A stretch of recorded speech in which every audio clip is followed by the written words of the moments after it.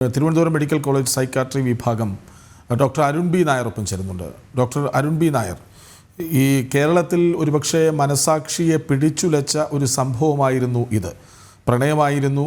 ആ പ്രണയത്തെ ഒഴിവാക്കാൻ മറ്റൊരു വിവാഹം വന്നപ്പോൾ കാമുകനെ വിഷം കൊടുത്ത്, ആദ്യം പാരസെറ്റമോൾ കൊടുത്തുവെന്നാണ്, പിന്നീട് ഇഞ്ചിഞ്ചായി കൊല്ലാൻ കഷായത്തിൽ വിഷം കലർത്തി എന്നും കേൾക്കുന്നു.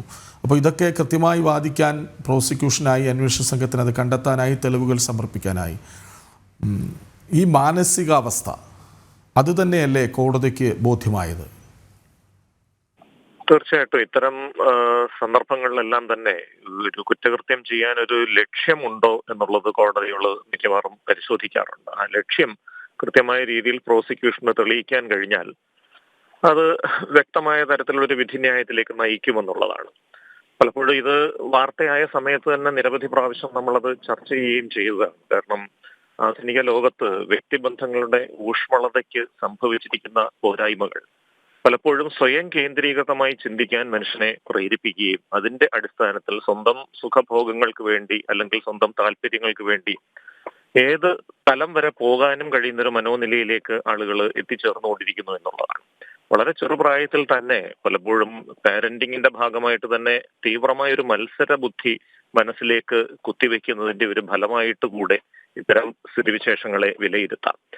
പലപ്പോഴും ഒരു പ്രണയത്തിന് ഭംഗം വന്നാൽ പോലും ആ പ്രണയം യഥാർത്ഥമായിരുന്നു എങ്കിൽ ജീവിതാന്ത്യം വരെ ആ വ്യക്തിയെക്കുറിച്ചുള്ള ഒരു നല്ല അഭിപ്രായവും അദ്ദേഹം നന്നായിരിക്കണം എന്നുള്ള ഒരു ചിന്താഗതിയും മനസ്സിലുണ്ടാകുക എന്നുള്ളതാണ് ഒരു സ്വാഭാവികമായ ഗതി. പക്ഷെ ആ ഒരു വ്യക്തിയെ ഇല്ലായ്മ ചെയ്യാൻ ശ്രമിക്കുക എന്നുള്ളത് പലപ്പോഴും അതൊരു യഥാർത്ഥ പ്രണയമല്ല എന്ന് നമ്മളെ ചിന്തിക്കാൻ പ്രേരിപ്പിക്കുന്ന കാര്യങ്ങളാണ്.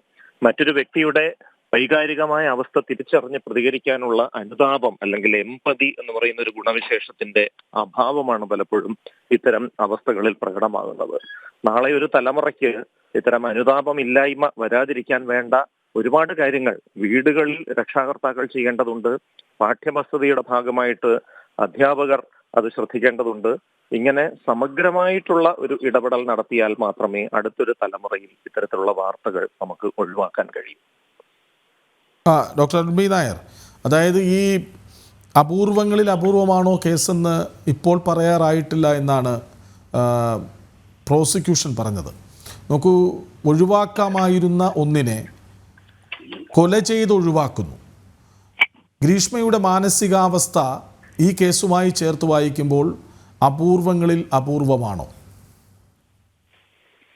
അത് തീർച്ചയായിട്ടും അപൂർവങ്ങളിൽ അപൂർവമാണോ എന്ന് കോടതി നിരീക്ഷിക്കുന്നതിന് ഒരുപാട് ഘടകങ്ങളുണ്ട്. ആ വ്യക്തിയുടെ ഒരു പൂർവ്വ പശ്ചാത്തലം, ആവർത്തന സ്വഭാവമുള്ള ഒരു കുറ്റകൃത്യ സ്വഭാവം ഉള്ള ഒരു വ്യക്തിയാണോ, ആ വ്യക്തി സമൂഹത്തിനൊരു ഭീഷണിയായി നിലനിൽക്കാൻ സാധ്യതയുണ്ടോ, തുടങ്ങിയ ഒട്ടേറെ ഘടകങ്ങൾ ഇതിൽ പരിശോധനയ്ക്ക് വിധേയമാവും. അതിൽ നിരവധി ഘടകങ്ങൾ ഒന്ന് മാത്രമായിരിക്കും ഈ മാനസിക നില എന്നുള്ളത്.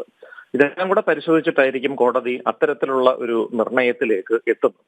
അപ്പൊ ഈ വ്യക്തിയുടെ മുൻകാല ക്രിമിനൽ പശ്ചാത്തലം അതിൽ വളരെ പ്രധാനപ്പെട്ട ഒരു കാര്യമാണ്. അത്തരത്തിലുള്ള കുറ്റകൃത്യങ്ങൾ നേരത്തെ ചെയ്തിട്ടുണ്ടോ, അത്തരത്തിലുള്ള പ്രവണത കാണിച്ചിട്ടുണ്ടോ, സമൂഹത്തിന് ഭീഷണിയാകുന്ന എന്തെങ്കിലും തരത്തിലുള്ള ഇടപെടലുകൾ ഈ വ്യക്തിയുടെ ഭാഗത്തുനിന്ന് ഉണ്ടായിട്ടുണ്ടോ എന്നുള്ളതൊക്കെ പരിശോധനയ്ക്ക് വിധേയമാകും. അപ്പൊ പലപ്പോഴും ഈ അപൂർവമായ ഒരു വധശിക്ഷ വിധിക്കുമ്പോൾ ആ വ്യക്തി ജീവിച്ചിരുന്നു കഴിഞ്ഞാൽ ലോകത്തിന് ഭീഷണിയാണ്, ലോകത്തിന്റെ താല്പര്യത്തിന് അത് അപകടകരമാണ് എന്ന് 100% ബോധ്യപ്പെടുന്ന ഒരു സന്ദർഭത്തിലാണ് അത്തരത്തിലുള്ള ഒരു വിധിന്യായം സാധാരണഗതിയിൽ വരുന്നത്.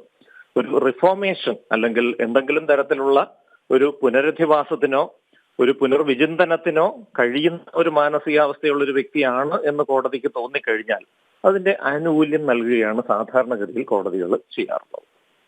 അതായത് എൻ്റെ ചോദ്യം, ഈ ഗ്രീഷ്മയുടെ മാനസികാവസ്ഥ അത് ഇപ്പോൾ അങ്ങ് തുടരെ മാനസിക പ്രശ്നങ്ങൾ ഉള്ളവരെ നേർവഴിയിലേക്ക് നയിക്കുന്ന ജോലിയിലാണ്. അപ്പോൾ സ്വാഭാവികമായി ഇത്തരം മാനസികാവസ്ഥ മുൻപ് കണ്ടിട്ടുണ്ടോ? തീർച്ചയായിട്ടും ഇത്തരത്തിൽ കുറ്റകൃത്യങ്ങൾ ചെയ്ത വ്യക്തികളുടെ പലരെയും അവരുടെ പരിശോധനകൾക്ക് വേണ്ടി എത്തിക്കാറുണ്ട്. ഇപ്പോൾ തന്നെ കോടതികൾ വധശിക്ഷയ്ക്ക് വിധിച്ച വ്യക്തികളെ മാനസിക നില പരിശോധനയ്ക്ക് വേണ്ടിയിട്ട് വിടാറുണ്ട്. ഹൈക്കോടതി അതിന്റെ അപ്പീൽ പരിഗണിക്കുന്നതിന് മുൻപായിട്ട് അവരുടെ മനോനില പരിശോധിച്ച് റിഫോർമേഷൻ, അവർക്കൊരു പുനർവിചിന്തനം സാധ്യമാണോ എന്ന് പരിശോധനയ്ക്ക് വിടാറുണ്ട്. അപ്പൊ അവിടെയും നമ്മൾ ഇത്തരത്തിലുള്ള ഘടകങ്ങൾ പരിശോധിച്ചിട്ടാണ് ഒരു അഭിപ്രായം പറയാറുള്ളത്. അപ്പൊ ഈ പറയുന്ന ഒരു വ്യക്തിയെ ഞാൻ പരിശോധിക്കുകയോ കാണുകയോ ചെയ്യാത്തത് കൊണ്ട് ആ ഘടകങ്ങളെ കുറിച്ച് വ്യക്തമായ ഒരു അഭിപ്രായം എനിക്ക് പറയാനായിട്ട് സാധിക്കുന്നില്ല. പക്ഷെ ഇത്തരം സന്ദർഭങ്ങളിൽ നമ്മൾ നോക്കുന്ന കാര്യങ്ങൾ ഇതാണ്. നേരത്തെ തന്നെ കുറ്റകൃത്യ വാസനയുള്ള ഒരാളാണോ, നിരവധി പ്രാവശ്യം കുറ്റകൃത്യങ്ങൾ ചെയ്തിട്ടുള്ളതാണോ, കുറ്റകൃത്യങ്ങൾക്ക് പിടിക്കപ്പെടുകയും ശിക്ഷിക്കപ്പെടുകയും ചെയ്തതിനു ശേഷം വീണ്ടും ഇത് ആവർത്തിച്ച് കാണിക്കാനുള്ള ഒരു പ്രവണതയുണ്ടോ, ഇതൊക്കെയാണ് ആ മാനസിക നിലയുമായി ബന്ധപ്പെട്ട് നമ്മൾ പരിശോധിച്ചിട്ട് കോടതികൾക്ക് റിപ്പോർട്ട് കൊടുക്കുന്നത്. പക്ഷേ ഒരു ഒറ്റ കുറ്റകൃത്യമേ ചെയ്തിട്ടുള്ളൂ എങ്കിൽ പോലും ആ കുറ്റകൃത്യത്തിലെ ക്രൂരതയുടെ അളവ് അത് വളരെയധികമാണ് എന്നുണ്ടെങ്കിൽ കോടതികൾ അത് അപൂർവമായിട്ട് വിലയിരുത്താനുള്ള സാധ്യതയുമുണ്ട് എന്നുള്ളതാണ് സത്യം. ശരി, നന്ദി ശ്രീ ഡോക്ടർ അരുൺ ബി നായർ പ്രതികരിച്ചതിന്.